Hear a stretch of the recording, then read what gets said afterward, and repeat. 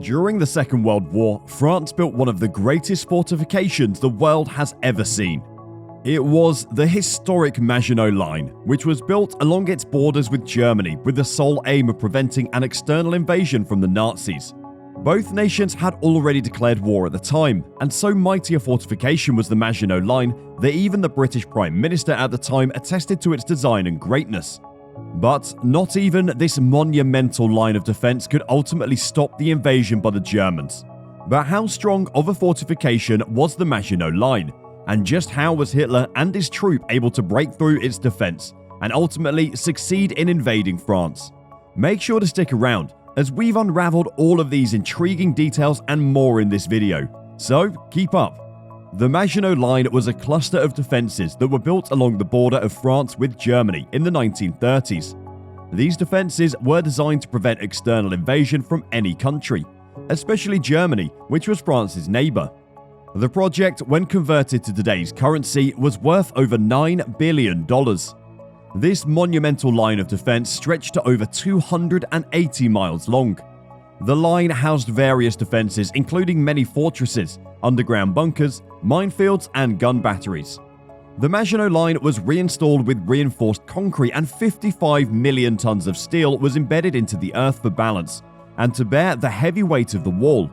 This great wall was built to withstand all kinds of attacks, including heavy artillery attacks and penetration by poison gas.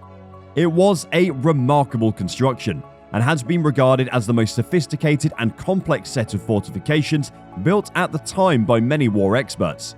It is important to know that a French man named André Maginot was one of the individuals who strongly advocated for a heavily fortified border.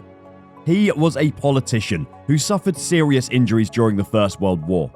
So when he rose to the position of the French Minister of War in 1920, he was able to convince the French Parliament to dedicate funds for the project. In recognition of the role played in executing the project, French journalists began calling it the Maginot Line, and that soon became the project's official name. Although France knew at the time that an impending war against Germany was inevitable, the prospect of building the Maginot Line seemed advantageous to them. In the previous World War, French forces suffered great losses, which meant that France would face a future shortage of soldiers if it were to engage in battle with Germany. Although the Germans also suffered heavy casualties in the previous war, they still had twice the population of French soldiers. The only good option for France at the time was to bet on its heavy fortification and defense until its manpower got back to normal. World War I was especially terrible for the French.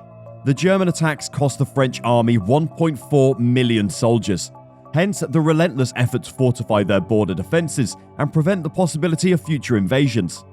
In the immediate aftermath of the First World War, French military generals began debating on how best to counter the tactics and strategies of the Germans in future battles, and ultimately decided on a borderline defense. A French World War I hero, Joseph Joffre, suggested the idea to build heavy fortifications in France to protect critical areas and infrastructure against enemy attacks.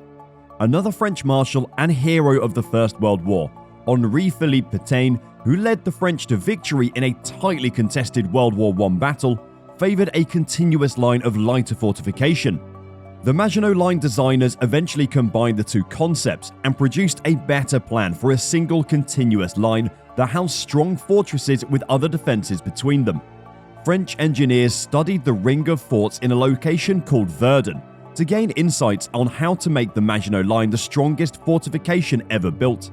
The engineers discovered that the walls had held up even when it was bombarded during a battle in 1916. The scattered gun turrets were also found to be effective.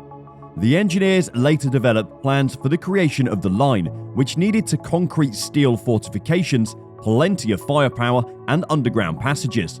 The construction of the project began in the late 1920s and was completed by 1936. In 1939, British Prime Minister Winston Churchill visited France and French officials gave him a tour of the Maginot Line. However, the Maginot Line had a noticeable big flaw, despite being a fortified construction reinforced with steel and concrete.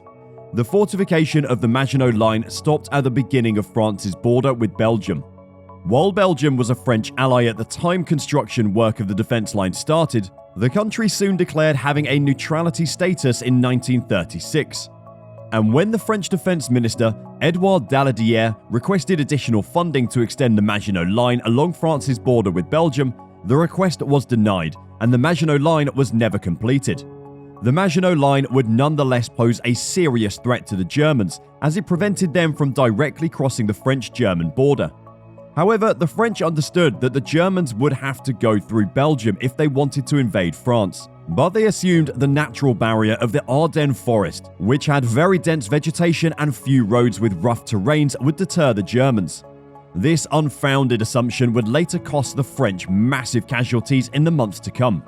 The Maginot Line would soon become the symbol of a failed strategy after German forces succeeded in invading France, shortly after the Second World War commenced. The line was supposed to serve as France's best line of defense, but it rather became the reason for its downfall. The French generals were apparently too focused on countering the tactics and strategies of past conflicts, and failed to recognize the dangers from fast-moving German armored trucks and tanks. Hitler's forces were able to counter the French forces and their great defensive line by going around the Maginot Line instead of attacking it head-on.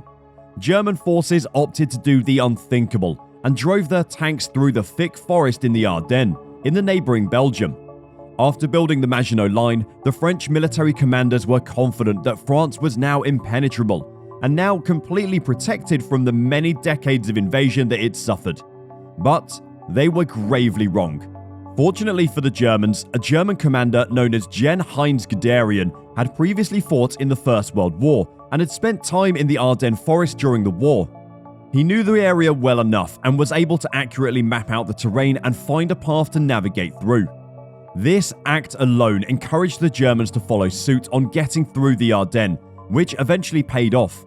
According to an interview with French historian Michel Boulet, he explained that the Germans were able to successfully outmatch the French army and set northward to attack them. This resulted in the Germans encircling the French and British forces, driving them back towards the coast and then further into Paris. A number of Nazi troops were positioned forces behind the Maginot Line, and they were also able to attack from the rear and capture the fort. The German troops captured over 500,000 prisoners, and France eventually surrendered to Germany after a tough but successfully orchestrated invasion.